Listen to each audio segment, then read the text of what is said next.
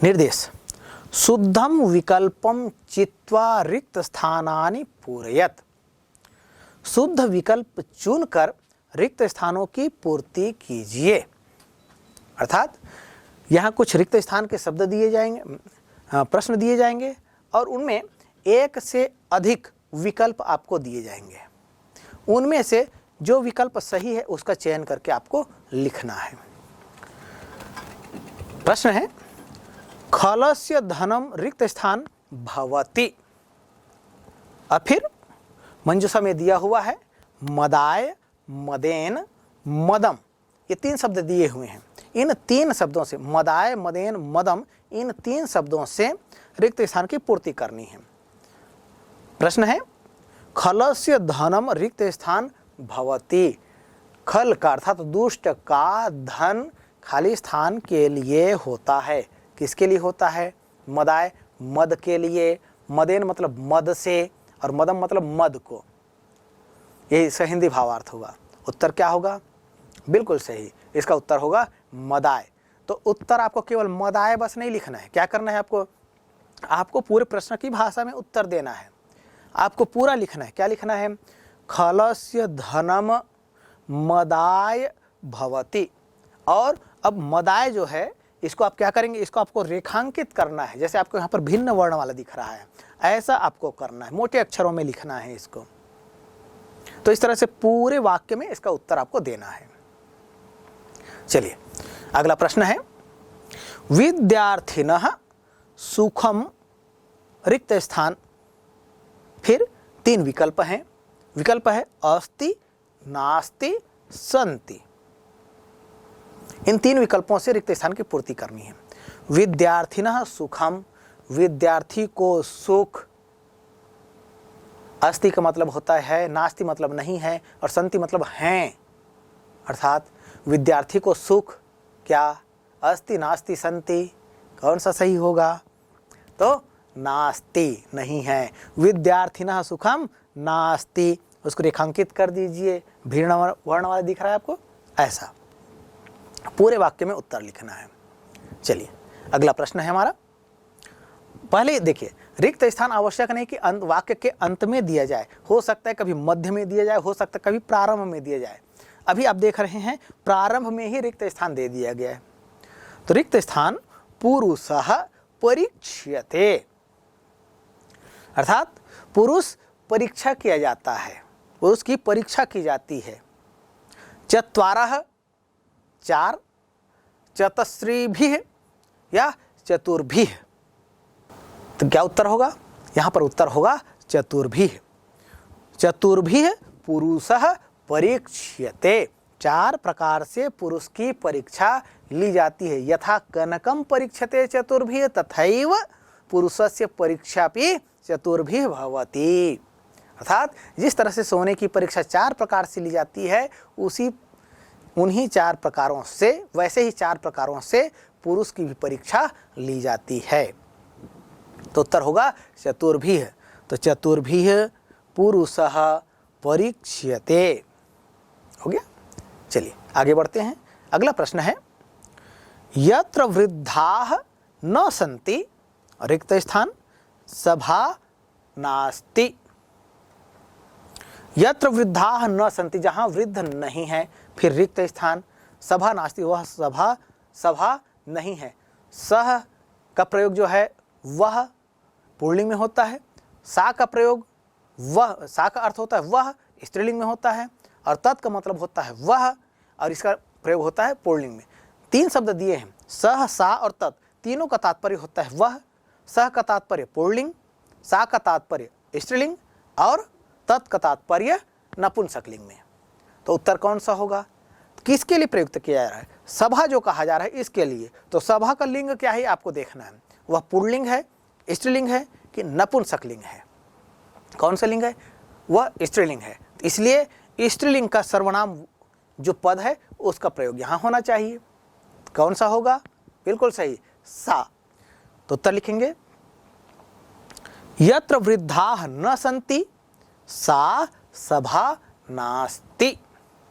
तो सा को आप रेखांकित कर दीजिए, पूरे वाक्य को लिखिए और सा को रेखांकित कर दीजिए। इस तरह से। चलिए आगे बढ़ते हैं। हमारा अगला प्रश्न है सर्वम सत्ये रिक्त स्थान। फिर 3 शब्द दिए हैं, प्रतिष्ठितम, प्रतिष्ठितः, प्रतिष्ठितानि। तो सर्वम सत्य, सब कुछ सत्य में। प्रतिष्ठितम, प्रतिष्ठित है, प्रतिष्ठितः, इसका भी तात्पर्य प्रतिष्ठित है, और प्रतिष्ठितानि, प्रतिष्ठित हैं। तो उत्तर क्या होगा? सर्वम सत्यम प्रतिष्ठितम। क्यों? क्योंकि सत्य जो है यह नपुंसक लिंग का शब्द है, इसलिए नपुंसक लिंग वाचक प्रतिष्ठितम यह शब्द है, यह उत्तर होगा। तो प्रतिष्ठितम को क्या करेंगे आप? पूरे वाक्य में लिखिए पहले, सर्वम सत्य प्रतिष्ठितम, फिर प्रतिष्ठितम को रेखांकित कर दीजिए। तो इस तरह से जो रिक्त स्थान संबंधित जो अभ्यास हैं उनको आप इस तरह से कर सकते हैं। चलिए आगे बढ़ते हैं। हमारा अगला अभ्यास है तालिका मनुसृत्य पदानि रचयत। अर्थात तालिका का अनुसरण करते हुए पदों की रचना कीजिए। अर्थात यहाँ अभी एक तालिका दिया जाएगा, उन तालिका में एक उदाहरण भी दिया जाएगा आपको। तालिका में क्या क्या दिया गया देखते हैं। पहले लिखा है शब्दः, फिर एक वचनम, फिर द्विवचनम, फिर बहुवचनम और विभक्ति। ये चीज़ें दी हुई हैं। अब इनकी पूर्ति कैसे करना है, आइए एक उदाहरण पहले देखते हैं। शब्द दिया हुआ है क्षमा, क्षमा शब्द दिया है और विभक्ति में कहा गया है प्रथमा। तो क्षमा शब्द है, इसकी प्रथमा विभक्ति का एक वचन, द्विवचन और बहुवचन इस तालिका में हमको लिखना है। तो क्षमा शब्द का प्रथम विभक्ति का रूप होता है क्षमा, क्षमे, क्षमा। तो जिस तरह से अभी हमने क्षमा शब्द का प्रथम विभक्ति का रूप एक वचन, द्विवचन और बहुवचन में लिखा, इसी तरह से अब जो दूसरे अन्य शब्द दिए जाएंगे उन शब्दों की पूर्ति इसी तरह से हमें करनी है। तो अगला शब्द है तरु। तरु शब्द है और लिखना क्या है? विभक्ति में देखिए, विभक्ति में लिखा है द्वितीया, तो इसकी द्वितीय विभक्ति हमको लिखना है।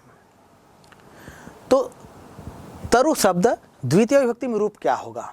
जैसे गुरु का होता है गुरु, गुरु, गुरु, गुरु, गुरुन, गुरुम, गुरु, गुरुन।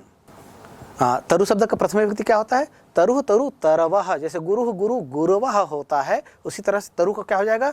तरुः, तरु, तरवः। फिर द्वितीय विभक्ति में रूप बनता है तरुम, तरु, तरुण। तो यहाँ क्या लिखेंगे? यहाँ पूछा गया है द्वितीय विभक्ति, तो तरु शब्द एक वचन में लिखेंगे तरुम, द्विवचन में लिखेंगे तरु, बहुवचन में लिखेंगे तरुण। तो इस तरह से हम इसकी पूर्ति करते जाएंगे। चलिए आगे बढ़ते हैं। अगला शब्द है सभा। कौन सी विभक्ति लिखनी है? विभक्ति प्रकरण में देखिए, विभक्ति में क्या लिखा है? तृतीया। तो सभा शब्द की तृतीय विभक्ति लिखना है, शेष को नहीं लिखना है। ध्यान दीजिएगा, सभी विभक्तियों को नहीं लिखना है। जो विभक्ति पूछा जा रहा है केवल उसको लिखना है। परीक्षाओं में जो जिस विभक्ति को पूछा जाए, जिस वचन को पूछा जाए, केवल उसको ही हमें लिखना होता है। तो सभा शब्द दिया है और इसकी तृतीय विभक्ति लिखने के लिए कहा गया। तो सभा शब्द का तृतीय विभक्ति लिखिए। तो सभा शब्द का तृतीय विभक्ति क्या होता है? जैसे लता, लता का रूप जैसे बनता है लतया, लताभ्याम, लताभि, इसी तरह से सभा शब्द का रूप बनेगा। क्या बनेगा? सभया, सभाभ्याम, सभाभि। हो गया? बस ऐसा ही करते जाना है। आगे बढ़ते हैं। अगला प्रश्न है सत्य। सत्य का क्या लिखना है? सत्य का लिखना है हमें चतुर्थी विभक्ति। तो जैसे फल का चतुर्थी विभक्ति होता है फलाय, फलाभ्याम, फलेभ्यः। इसी तरह से सत्य का चतुर्थी विभक्ति क्या होगा? सत्याय, सत्याभ्याम, सत्येभ्यः। केवल इतना लिखना है हमें, अधिक नहीं लिखना है बस। चलिए आगे बढ़ते हैं। अगला शब्द है बंधु। बंधु का क्या लिखना है? बंधु का लिखना है हमें पंचमी विभक्ति। तो पंचमी बंधु शब्द का पंचमी विभक्ति लिखना है। जैसे गुरु का पंचमी विभक्ति होता है गुरोह, गुरोभ्याम, गुरुभ्यः। इसी तरह से बंधु शब्द का पंचमी हमको लिखना है। ध्यान दीजिएगा, सभी शब्दों के रूप याद करने की आवश्यकता नहीं होती है। शब्दों रूपों की बात करते हैं तो उसमें जैसे अकारांत है तो अकारांत का एक आप याद कर लीजिए, उसके अनुसार से जितने अकारांत वाले शब्द होते हैं, हो सकता है आपका नाम भी है तो उसका भी रूप वो इस तरह से बनेगा। आप सभी को अपने अपने नाम का शब्द रूप चलाना आना चाहिए। जैसे मेरा नाम है लूनेस, तो लूनेसा, लूनेसौ, लूनेसा, जैसे बालक का रूप बनता है, बालक अकारांत है। उसी तरह से मेरा नाम है लूनेस, तो इसका मेरा भी नाम में क्या हुआ, अकारांत हुआ। तो बालकः, बालकौ, बालकाः, उसी तरह से लुनेसः, लुनेसौ, लुनेसाः। इसी तरह से आपका नाम जो है उसका कारक रचना आपको आना चाहिए पूरा, प्रथमा से लेकर संबोधन तक। तो ऐसा करें तो निश्चित रूप से आप अच्छे जानकार होंगे, अच्छा अभ्यास भी हो जाएगा आपका। तो चलिए, यहाँ पर शब्द आया है बंधु, तो बंधु की पंचमी लिखनी है। तो जैसे बंधु का रूप किसके हिसाब से बनेगा, बंधु का रूप बनेगा गुरु के अनुसार। तो गुरु का रूप बनता है गुरोह, गुरुभ्याम, गुरुभ्यः। इसी तरह से बंधु का रूप बनेगा बंधोह, बंधुभ्याम, बंधुभ्यः। हो गया। अब चतुर, चतुर का तात्पर्य होता है चार। इसका क्या लिखना है, इसका षष्ठी लिखना है। तो ध्यान दीजिएगा, जितने संख्यावाची शब्द हैं, एक कहते हैं तो एक का केवल और केवल एक वचन में रूप बनता है। दो कहते हैं तो दो का रूप जो है द्विवचन में बनता है। तीन कहते हैं तो तीन का रूप जो है केवल बहुवचन में बनता है। तीन या तीन से अधिक की जितनी संख्याएं उनके रूप केवल और केवल बहुवचन में बनेगा, एक वचन में या द्विवचन में इसके रूप नहीं बनेंगे। तो चतुर, ये इसका तात्पर्य चार, ये तीन से अधिक है, इसलिए इसके रूप जो हैं किस में कहा गया है, षष्ठी में कहा गया है। तो एक वचन और द्विवचन में इसका रूप नहीं बनेगा। रूप किस में बनेगा, रूप बनेगा बहुवचन में। तो इसके पुल्लिंग और स्त्रीलिंग रूप में, हाँ नपुंसकलिंग भी कहें तो उसमें भी है।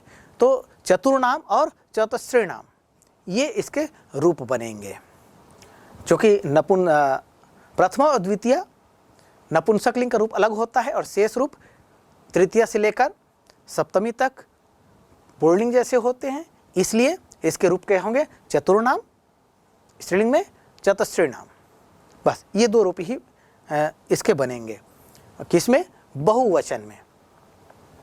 एक वचन और द्विवचन का जो खंड है ये क्या होगा, ये रिक्त रहेगा, इसमें कुछ लिखना नहीं है। अब आते हैं, आगे बढ़ते हैं। अगला शब्द है अदस। अदस शब्द का क्या लिखना है, नपुंसकलिंग, नपुंसकलिंग में रूप लिखना है। तो नपुंसकलिंग और पुल्लिंग दोनों का रूप एक जैसा बनेगा और इसके क्या लिखना है, कौन सी विभक्ति, सप्तमी विभक्ति लिखना है। तो अदस शब्द का नपुंसकलिंग सप्तमी विभक्ति का रूप होता है अमिस्मिन, अमुयोह, अमीसु। तो इस तरह से जो विभिन्न शब्द जो हैं इनके शब्द रूप आप इस तरह से बना सकते हैं। इसके लिए अभ्यास करने की आवश्यकता होगी और जिस शब्द का जो वचन, जो विभक्ति का रूप पूछा जाए, केवल आपको वही लिखना है। पूरा सभी विभक्तियों के सभी वचनों के रूप लिखने की आवश्यकता नहीं है। चलिए आगे बढ़ते हैं। हमारा अगला अभ्यास है क वर्गम ख इति वर्गेन सह योजयत। अर्थात क वर्ग और ख वर्ग, ये दो वर्ग यहाँ दिए जा रहे हैं। इन दोनों में कुछ शब्द दिए हुए हैं। आइए उन शब्दों को पहले देखते हैं। क वर्ग में जो दिए हुए शब्द हैं वे शब्द हैं सत्येन तपति, और इसके आगे ख वर्ग में जो शब्द दिया है वो है दारिद्र्यम। फिर क वर्ग में शब्द दिया है जागरिते नास्ति, इसके आगे ख वर्ग में है धन क्षयम।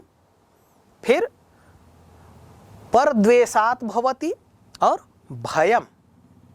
फिर क वर्ग में रक्षणाय भवति, ख वर्ग में दिया है रवि।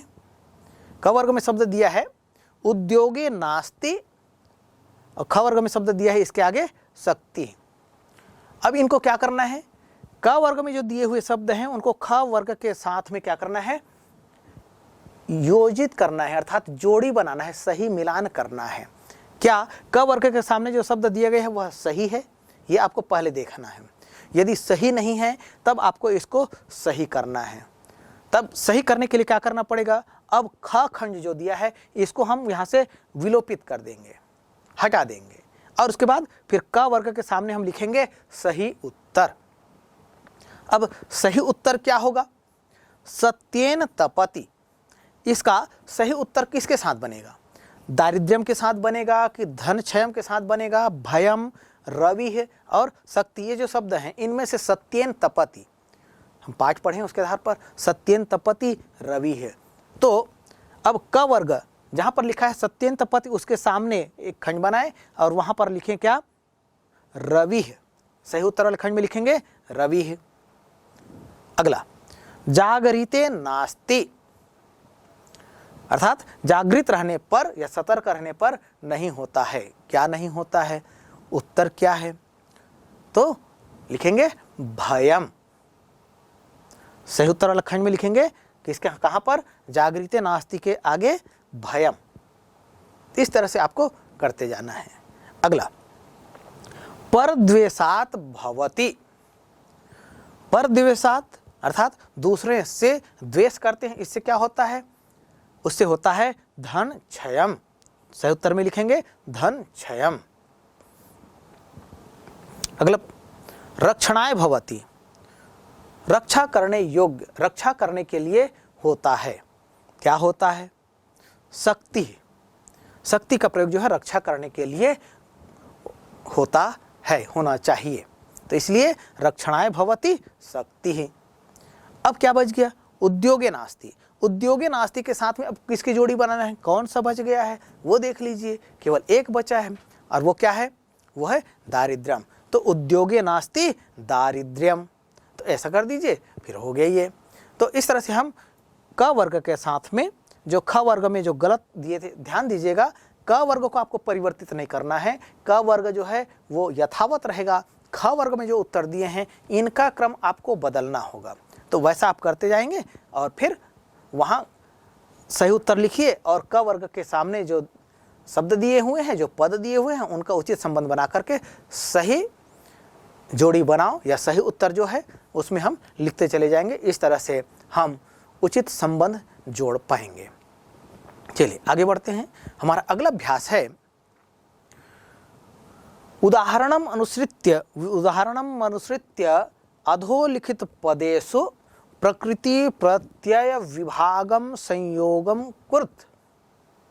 अर्थात उदाहरण के अनुसार नीचे लिखे हुए पदों में प्रकृति अर्थात धातु और प्रत्यय का विभाग करना है, उसको अलग करना है, या संयोगम या जोड़ना है। विभाग मतलब अलग करना और संयोग मतलब जोड़ना। कुरुत करो, अर्थात नीचे जो शब्द दिए हुए हैं उनमें से धातु दिए हुए हैं और प्रत्यय दिए हुए हैं, कहीं पर इन्हें हमें नहीं जोड़ा होगा तो जोड़ना है, और जोड़ा हुआ होगा तो उसको क्या करना है, विभाग करना है, उन्हें अलग करना होगा। यथा, यथा का मतलब होता है जैसे। एक उदाहरण दिया, क्या उदाहरण दिया, उदाहरण है जागरितम, यह शब्द है। अब ये जागरितम शब्द कैसे बना ये बता दिया। क्या बताया, जागृधनक्त इति जागरितम। तो जैसे जागृधनक्त मिलकर के जागरितम बनता है, इसी तरह से और जो शब्द अभी दिए जाएंगे उन्हें हमें हल करना होगा। आइए आगे बढ़ते हैं। शब्द दिया हुआ है क्रीधनक्त। क्री धातु है, क्री का मतलब होता है करना, धनक्त को जोड़ें तब क्या बनेगा यहां पर, तब यहां पर बनता है क्रीतम। ध्यान दीजिएगा, अक्त प्रत्यय का प्रयोग जब होता है तब इसके जो रूप बनते हैं वो तीनों लिंगों में रूप बनते हैं। पुल्लिंग में भी रूप बनता है, स्त्रीलिंग में रूप बनता है और नपुंसक लिंग में रूप भी बनता है। जैसे जागृतम जो कहा गया है ये नपुंसक लिंग का रूप है, इसी तरह से इसका रूप कहीं पर आपको जागृता भी मिलेगा और कहीं जागरिता भी मिलेगा। तो जागृतम नपुंसक लिंग का रूप है, जागृता पुल्लिंग का रूप है और जागरिता ये स्त्रीलिंग का रूप है। तो क्रीधनक्त इति क्रीतम नपुंसक लिंग में, पुल्लिंग में कहेंगे तो क्रीतः, स्त्रीलिंग में कहेंगे तो क्रीता, ये तीनों बनेंगे। चलिए आगे बढ़ते हैं। अब यहाँ पर पहले ही रिक्त स्थान दिया, अर्थात धातु क्या है ये हमको बताना है। फिर धन त बराबर छिन्न, अर्थात छिन्न में कौन सा धातु का योग करें, किस धातु के साथ में अक्ता प्रत्यय का योग करेंगे तो छिन्न बनेगा, यह पूछा गया है। तो यहां पर छिद धन त इति छिन्न, छिद मतलब काटना, तो छिद धातु है, छिद धन त इति छिन्न। चलिए आगे बढ़ते हैं। अगला शब्द है छी धन त। अब छी धातु और त प्रत्यय दोनों का योग करना है, और दोनों का योग करके क्या बनता है ये लिखना है। तो छी धातु में त प्रत्यय का योग करते हैं तो दो रूप इसके बनते हैं, एक छीत बनता है और एक होता है क्षीण बनता है, और तीनों लिंगों में रूप बनता है। छीतम छीतः छिता ये रूप बनेगा, या क्षीणम क्षीणः क्षीणा ये रूप बनेंगे। तो छीतम बनेगा नपुंसकलिंग, छीतः बनेगा पुल्लिंग, छिता बनेगा यह स्त्रीलिंग। इसी तरह से क्षीणम नपुंसकलिंग, क्षीणः पुल्लिंग और क्षीणा यह स्त्रीलिंग रूप बनेंगे। चलिए आगे बढ़ते हैं। अगला शब्द है धातु है वृद्ध, वृद्ध धन। अब यहाँ पर प्रत्यय कौन सा जोड़ें जिससे वृद्ध यह शब्द बने, ये कहा गया है। तो वृद्ध धातु धन त प्रत्यय इति वृद्धः। चलिए अगला है प्रति धन रिक्त स्थान, फिर धन, फिर त इति प्रतिष्ठितम ये शब्द बना है। तो प्रतिष्ठितम शब्द बनाने के लिए प्रति का योग करना है, त का योग करना है, और धातु कौन सा योग करना है ये पूछा जा रहा है। तो हम जानते हैं स्था धातु होता है, इसका तिष्ठ रूप बनता है। तो प्रति धन स्था धन त इति प्रतिष्ठितम, स्था मतलब ठहरना, तो प्रति धन स्था धन त इति प्रतिष्ठितम। तो प्यारे बच्चों, अभी हमने पाठ पढ़ा सुभाषितानि, और साथ ही इस पाठ के जितने अभ्यास हैं उन सबको भी हमने हल किया। निश्चित रूप से आप पाठ को भली भांति समझे हैं, और इस पाठ में जितनी नीति की बातें कही गई हैं, जितने सुभाषित वाक्य कहे गए हैं, जितनी अच्छी बातें कही गई हैं, उन सभी बातों को आप अपने जीवन में उतारेंगे और उनका पालन करेंगे, सुभाषित श्लोकों को याद करेंगे, यथा अवसर उसका प्रयोग करेंगे। पाठ के आधार पर जितने अभ्यास प्रश्न आपकी पाठ्य पुस्तक में हैं उनको हमने हल किया। आवश्यक नहीं कि इन अभ्यास प्रश्नों में जो प्रश्न दिए गए हैं उनमें से ही परीक्षाओं में पूछे जाएं। वहाँ से यदि पूछे जाएंगे तब तो आप लिख लेंगे, लेकिन यदि पाठ के भीतर से भी यदि प्रश्न पूछे जाएं तो चूँकि पाठ के भीतर के भी हमने विभिन्न पर्याय पदों को, विपर्यय पदों को, साथ ही विभक्ति रूपों को, संधि को, समास को, अर्थात व्याकरणिक तत्व जो हैं इन सबको हमने भली भांति समझा है। इसलिए निश्चित रूप से पाठ से संबंधित कोई भी प्रश्न यदि किसी भी परीक्षा में पूछा जाता है तो उसके उत्तर देने में आप समर्थ होंगे, ऐसा मैं उम्मीद करता हूं। तो चलिए हम अब अगले पाठ मिलेंगे, तब तक के लिए सर्वेभ्यो नमो नमः।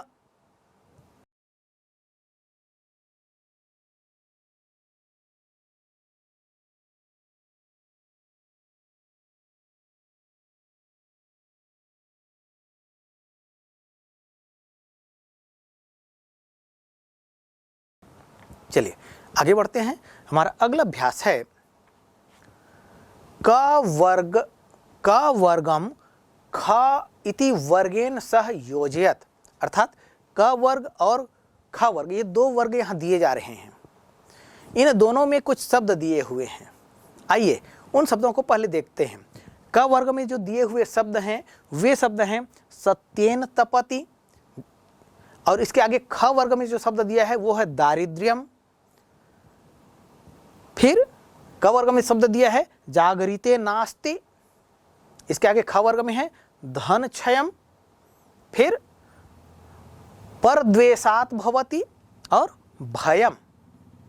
फिर क वर्ग में रक्षणाय भवति, ख वर्ग में दिया है रवि, क वर्ग में शब्द दिया है उद्योगे नास्ति, और ख वर्ग में शब्द दिया है इसके आगे शक्ति।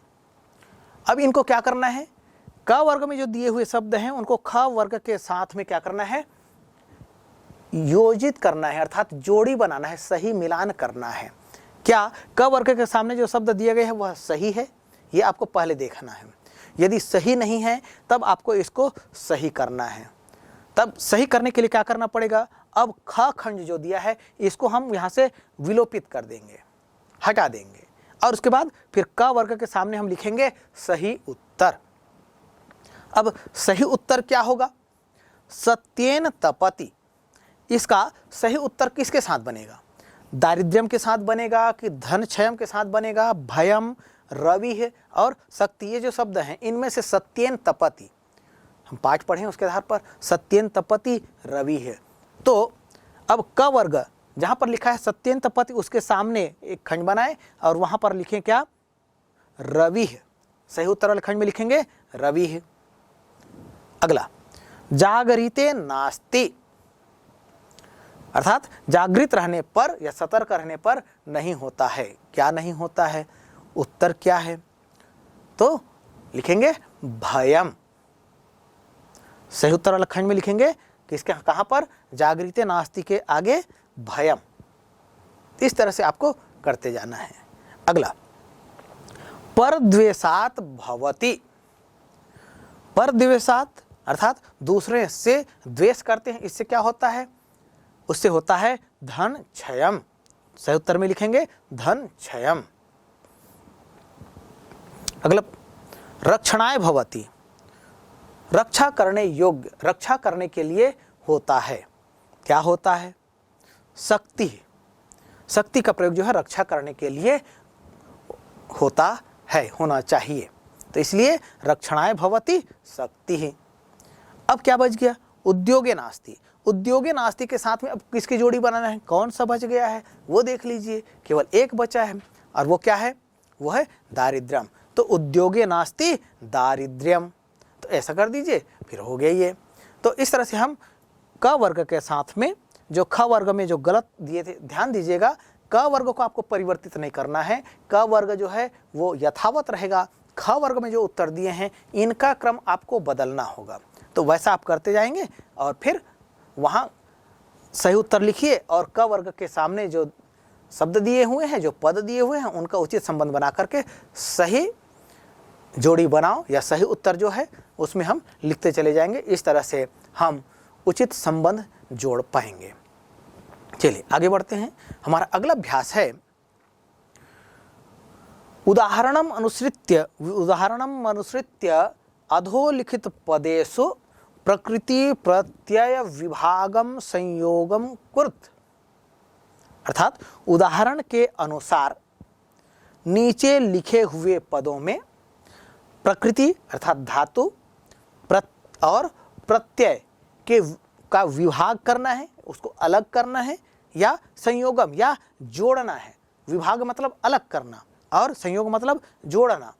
कुरुत करो, अर्थात नीचे जो शब्द दिए हुए हैं उनमें से धातु दिए हुए हैं और प्रत्यय दिए हुए हैं, कहीं पर इन्हें हमें नहीं जोड़ा होगा तो जोड़ना है, और जोड़ा हुआ होगा तो उसको क्या करना है, विभाग करना है, उन्हें अलग करना होगा। यथा, यथा का मतलब होता है जैसे। एक उदाहरण दिया, क्या उदाहरण दिया, उदाहरण है जागरितम, यह शब्द है।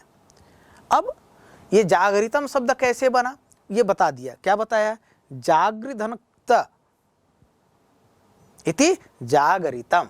तो जैसे जागृधनक्त मिलकर के जागरितम बनता है, इसी तरह से और जो शब्द अभी दिए जाएंगे उन्हें हमें हल करना होगा। आइए आगे बढ़ते हैं। शब्द दिया हुआ है क्रीधनक्त। क्री धातु है, क्री का मतलब होता है करना, धनक्त को जोड़ें तब क्या बनेगा यहां पर, तब यहां पर बनता है क्रीतम। ध्यान दीजिएगा, अक्त प्रत्यय का प्रयोग जब होता है तब इसके जो रूप बनते हैं वो तीनों लिंगों में रूप बनते हैं। पुल्लिंग में भी रूप बनता है, स्त्रीलिंग में रूप बनता है और नपुंसक लिंग में रूप भी बनता है। जैसे जागृतम जो कहा गया है ये नपुंसकलिंग का रूप है। इसी तरह से इसका रूप कहीं पर आपको जागरिता भी मिलेगा और कहीं जागरिता भी मिलेगा। तो जागरितम नपुंसकलिंग का रूप है, जागरिता पुल्लिंग का रूप है और जागरिता ये स्त्रीलिंग का रूप है। तो क्रीधन त इति क्रीतम नपुंसकलिंग में, पुल्लिंग में कहेंगे तो क्रीतः, स्त्रीलिंग में कहेंगे तो क्रीता, ये तीनों बनेंगे। चलिए आगे बढ़ते हैं। अब यहाँ पर पहले ही रिक्त स्थान दिया, अर्थात धातु क्या है ये हमको बताना है। फिर धन त बराबर छिन्न, अर्थात छिन्न में कौन सा धातु का योग करें, किस धातु के साथ में अक्ता प्रत्यय का योग करेंगे तो छिन्न बनेगा, यह पूछा गया है। तो यहां पर छिद धन त इति छिन्न, छिद मतलब काटना,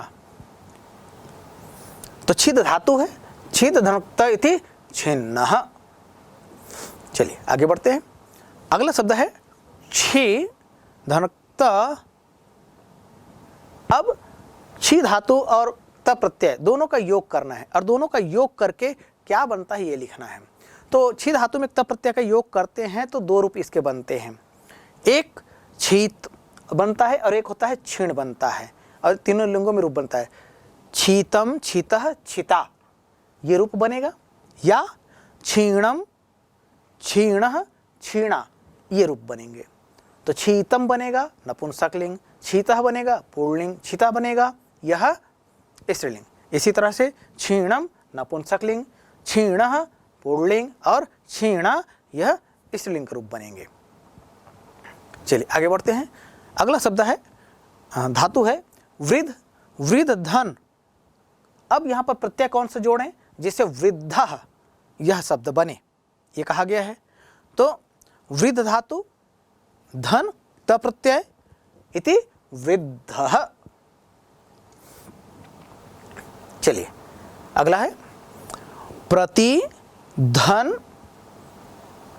रिक्त स्थान, फिर धन, फिर त इति प्रतिष्ठितम, ये शब्द बना है।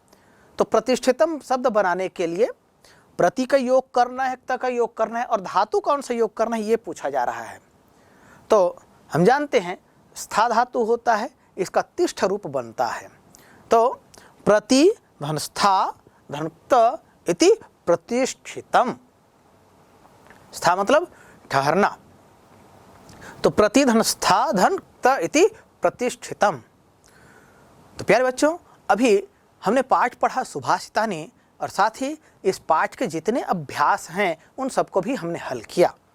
निश्चित रूप से आप पाठ को भली भांति समझे हैं और इस पाठ में जितनी नीति की बातें कही गई हैं, जितने सुभाषित वाक्य कहे गए हैं, जितनी अच्छी बातें कही गई हैं, उन सभी बातों को आप अपने जीवन में उतारेंगे और उनका पालन करेंगे, सुभाषित श्लोकों को याद करेंगे, यथा अवसर उसका प्रयोग करेंगे। पाठ के आधार पर जितने अभ्यास प्रश्न आपकी पाठ्य पुस्तक में हैं उनको हमने हल किया। आवश्यक नहीं कि इन अभ्यास प्रश्नों में जो प्रश्न दिए गए हैं उनमें से ही परीक्षाओं में पूछे जाएं। वहाँ से यदि पूछे जाएंगे तब तो आप लिख लेंगे, लेकिन यदि पाठ के भीतर से भी यदि प्रश्न पूछे जाएं तो चूँकि पाठ के भीतर के भी हमने विभिन्न पर्याय पदों को, विपर्यय पदों को, साथ ही विभक्ति रूपों को, संधि को, समास को, अर्थात व्याकरणिक तत्व जो हैं इन सबको हमने भली भांति समझा है। इसलिए निश्चित रूप से पाठ से संबंधित कोई भी प्रश्न यदि किसी भी परीक्षा में पूछा जाता है तो उसके उत्तर देने में आप समर्थ होंगे, ऐसा मैं उम्मीद करता हूँ। तो चलिए हम अब अगले पाठ मिलेंगे, तब तक के लिए सर्वेभ्यो नमो नमः।